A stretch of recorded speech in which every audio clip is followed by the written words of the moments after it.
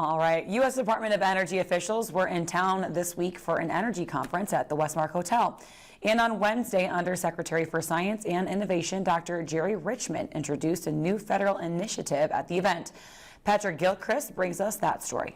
Hundreds of energy experts, government officials, and university students packed into the Westmark Gold Room Wednesday during this year's Alaska Rural Energy Conference. The cacophony of networking chatter and clinking of silverware set the tone around lunchtime as attendees found their spots at the tables filling the room from end to end. But a hush gradually fell over the crowd as keynote speaker Dr. Jerry Richmond took the stage. She's the Undersecretary for the Office of Science and Innovation at the U.S. Department of Energy. Richmond touted the many federal awards Alaskan communities have received over the last few years through the Bipartisan Infrastructure Law and Inflation Reduction Act for the build-out of renewable energy systems. And the apex of her speech was to introduce the new Community Microgrid Assistance Partnership called CMAP. In Alaska, microgrids are really important, and particularly in our communities that are underserved.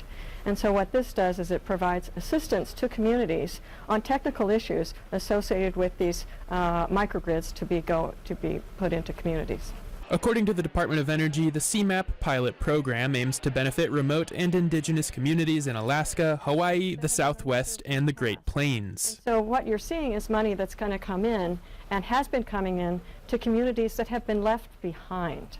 Richmond's announcement preceded a short panel discussion about tips for maximizing federal investments. Arctic Energy Office Director Erin Whitney, who led the panel, says tackling that topic is key. We heard today there were unsubscribed programs at the USDA.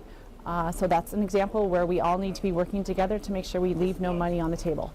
Applications for the CMAP program opened October 2nd and closed December 20th. DOE says participating communities must commit a minimum cost share of 5% and that the department expects qualifying projects to be completed in 18 to 24 months after assistance has begun. I'm Patrick Gilchrist, reporting for News Center Fairbanks.